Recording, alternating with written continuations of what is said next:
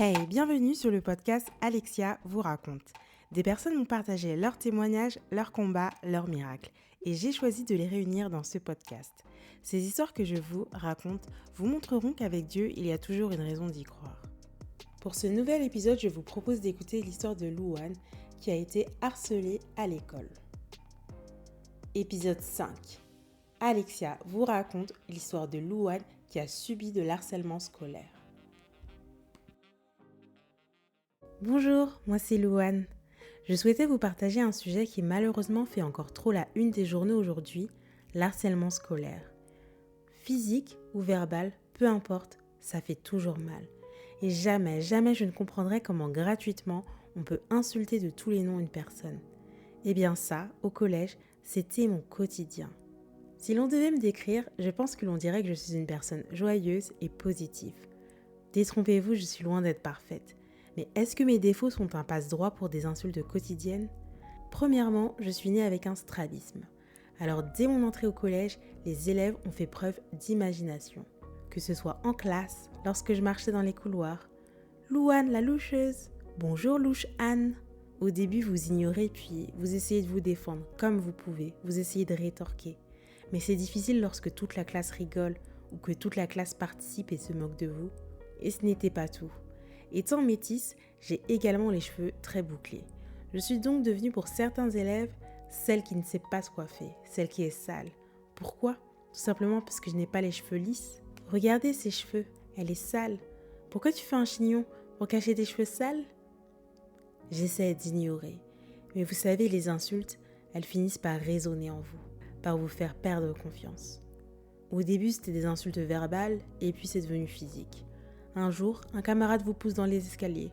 Pourquoi ? Pour un regard. Un autre jour, ce même camarade vous pousse contre des casiers et vous donne des coups de poing dans le ventre. Pourquoi ? Parce que je n'avais pas voulu partager mes bonbons avec lui. Dieu merci, j'avais tout de même des amis qui me soutenaient et qui m'ont aidé à traverser ces premières années de collège. Car oui, c'est ainsi que j'ai vécu dès ma 6e. Chaque matin me demandant ce qui allait me tomber dessus. Mon erreur, ça a été de ne rien dire à mes parents. Pourquoi ? Parce que j'arrivais à me défendre.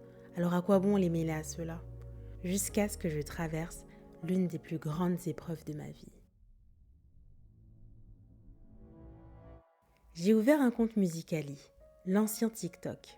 J'étais jeune et je postais des vidéos de moi en train de danser, de chanter et de m'amuser. Je pensais que ce compte était privé, mais non, il était public.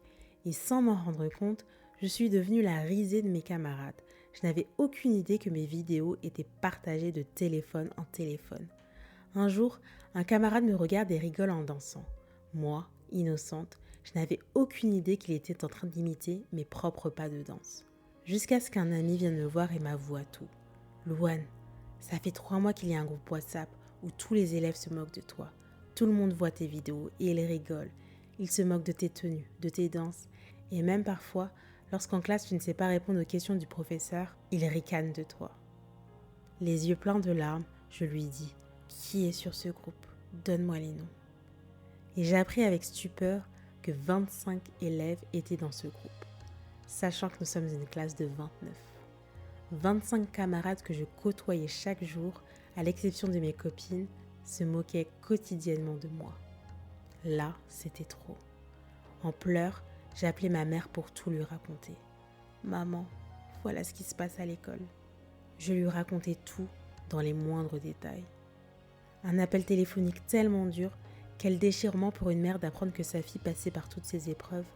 Au vu de mes sanglots, elle vint directement du travail. Pourquoi est-ce les victimes qui ont honte de parler de leurs blessures ? Cette fois-ci, devant professeur et principal adjoint du collège, nous avons tout raconté et avons pu mettre ainsi un terme à tout cela. De mon côté, j'étais en colère. Pourquoi ? Pourquoi cela m'arrive à moi ? Seigneur, je suis chrétienne, je sais que je ne suis pas parfaite, je sais que je ne réagis pas toujours de la meilleure des façons, mais est-ce que je mérite cela ? Un jour, une soi-disant amie m'a même dit « Si tu te suicides, personne ne viendra pleurer sur ta tombe. » Des paroles qui m'ont profondément blessée et qui sont restées ancrées en moi pendant très longtemps. Des pensées noires, négatives m'envahissaient. Je n'avais plus envie d'aller à l'école, j'avais juste envie que tout s'arrête. Je n'avais plus envie d'être ici, je n'avais plus envie de vivre. Je trouvais le courage d'en parler à ma mère et de lui dire que je ne comprenais pas l'intérêt d'être sur Terre. Ces pensées commençaient sincèrement à prendre le dessus sur moi. Alors j'ai également décidé de plus prier, de m'adresser à Dieu, de me confier. Je vous mentirais en vous disant que d'un seul coup tout allait mieux.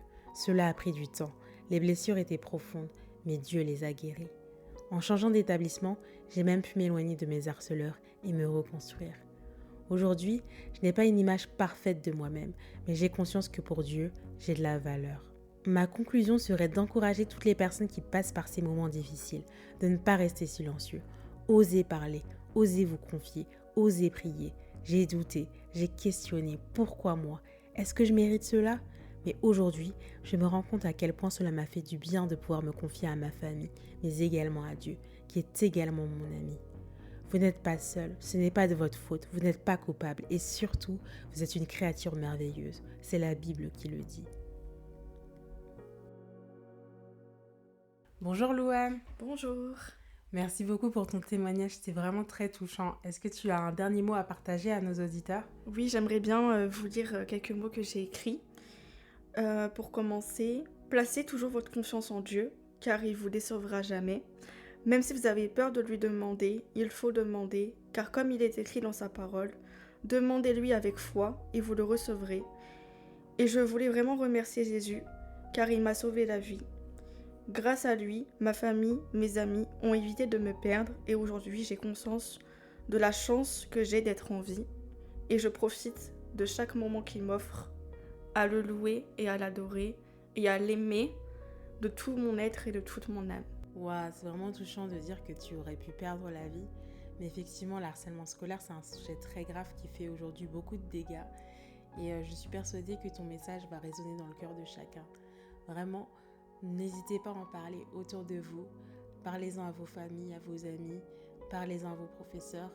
Et aussi, parlez-en à Dieu. Confiez-vous à lui. Vraiment, lorsque vous sentez que vous êtes envahi par la détresse, n'hésitez pas à répandre votre cœur au pied de Dieu. En tout cas, j'espère que tout va pour le mieux pour toi aujourd'hui. Très bien. J'espère que ce témoignage t'a plu et fortifié.